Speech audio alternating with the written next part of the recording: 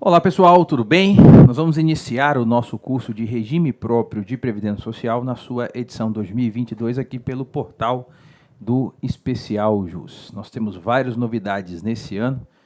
Eu criei 12 aulas, salvo engano, a mais do que o curso do ano anterior, com novos temas de direito material e direito processual no âmbito do nosso curso em RPPS. Tanto que a sua carga horária mínima, eu sempre coloco carga horária mínima porque sempre invento alguma coisinha para passar, subiu de 16 para 20 horas aula. Então o nosso orçamento é de 20 horas aula. Teremos aqui um pouco mais do que 40 aulas dentro desse curso 2022. O que vai ser tratado, o que esperar desse curso? Bom, a gente vai trabalhar com o regramento constitucional e infraconstitucional envolvendo regime próprio. Tanto regras anteriores à emenda 103 de 2019, a reforma constitucional previdenciária, quanto regras posteriores à emenda constitucional de número 103. Nós tivemos o rompimento da unidade legiferante do regime próprio no que tange a aposentadorias e pensões por morte após a emenda 103, o que é uma quebra terrível de isonomia, mas é o que está posto. Desde 13 de 11 de 2019, data da publicação em vigência da maioria das disposições da emenda 103, estados, DF e municípios ganharam autonomia legislativa para regras de aposentadorias e pensões, observadas algumas regras gerais de regime próprio dentro do texto constitucional. Então, por exemplo, se a aposentadoria do servidor federal é 65 e a mulher 62, tem estados que podem fixar uma idade diferente, como a Bahia 61 para a mulher, como Sergipe 60 anos para a mulher. Agora, para os estados, DF e municípios que ainda não alteraram a lei local, e muitos municípios com regime próprio não alteraram ainda são aplicáveis as regras constitucionais anteriores à emenda 103. Então, essa é a grande utilidade da gente estudar no curso as regras constitucionais que precederam a emenda 103. Elas continuam aplicáveis a estados, DF e municípios que ainda não fizeram a reforma previdenciária na lei local. Ademais, estudar as regras anteriores à emenda 103 também é necessário para fins de direito adquirido. Pode ser que o servidor federal tenha adquirido direito a uma regra anterior até 13 de 11 de 2019. Ou então o servidor estadual ou municipal pode ter adquirido direito a uma aposentadoria até a data da vigência da reforma da legislação local. Exemplo, a legislação local mexeu em dezembro de 2021, em meados de 2022, mas ele realizou direito adquirido antes disto. Nós vamos fazer o estudo total do servidor federal, tanto no texto constitucional quanto as regras da Lei 8.112 atualizadas, tá? E para os servidores estaduais e municipais, toda a respectiva legislação geral.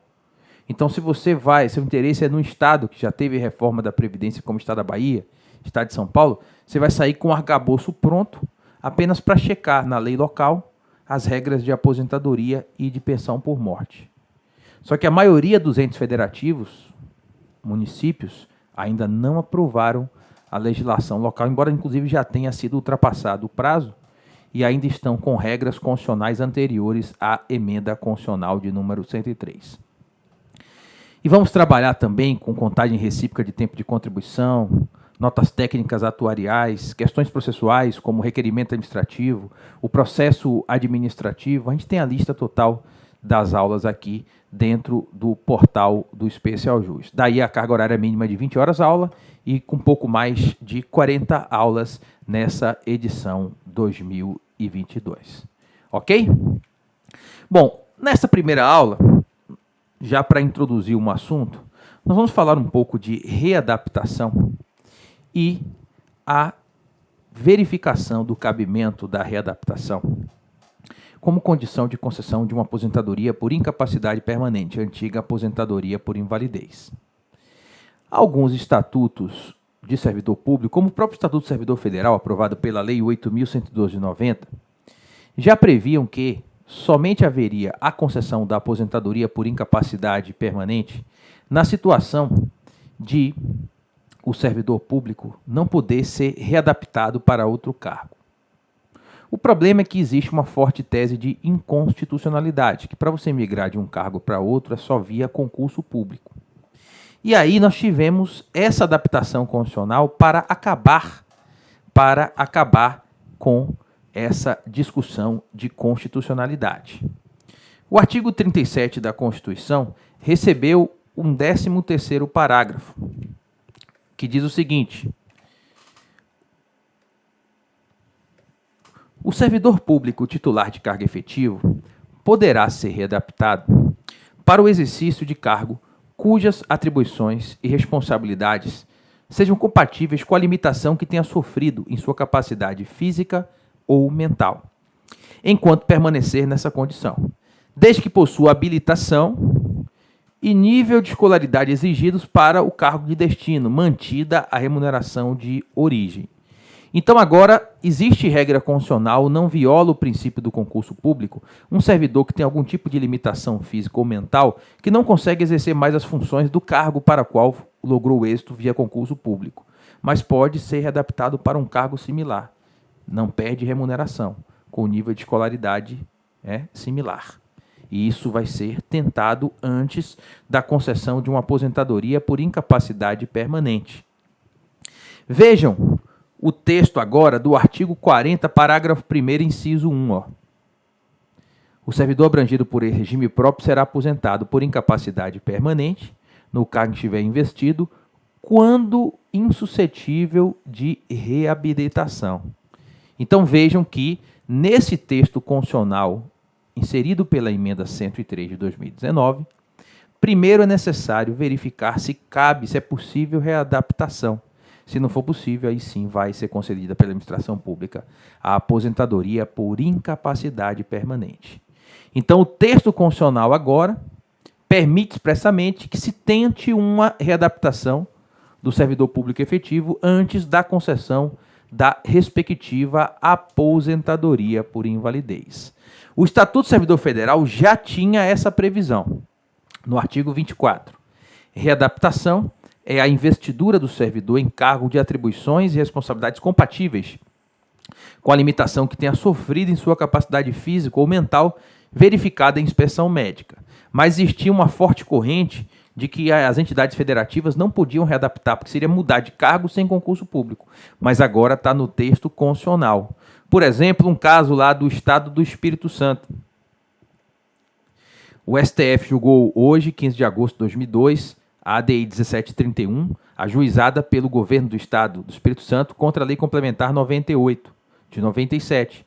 A lei previa a readaptação de servidores que tivessem sofrido mudança no estado de saúde que impedisse o exercício das suas atribuições inerentes ao seu cargo. O STF acolheu a ação do governo estadual para declarar inconstitucional a lei promulgada pela Assembleia Legislativa Capixaba. O plenário acompanhou por unanimidade o voto do relator, ministro Ilmar Galvão. Ele reafirmou sua decisão liminar sobre a matéria ao julgar que a readaptação do servidor em outro cargo permitiu o ingresso em carreira sem concurso público. Mas agora tem a permissão no texto constitucional, porque atende ao interesse público, é melhor para o serviço público readaptá-lo para um cargo do que pagar a aposentadoria por invalidez, ok?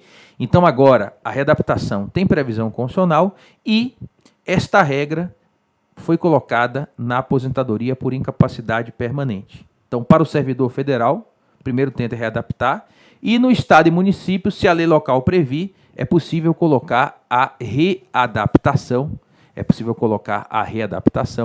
como condição para a concessão da respectiva aposentadoria por incapacidade permanente. Ok, pessoal? Aposentadoria por invalidez é a expressão do passado.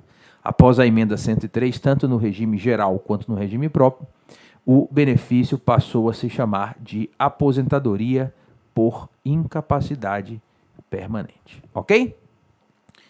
Vocês sabiam que a concessão de aposentadoria ao servidor, mesmo servidor efetivo municipal vinculado ao regime geral, porque o município não tem regime próprio, e até mesmo de empregados públicos, a concessão de aposentadoria pelo regime geral passou a ser hipótese de extinção do emprego público e vacância do cargo?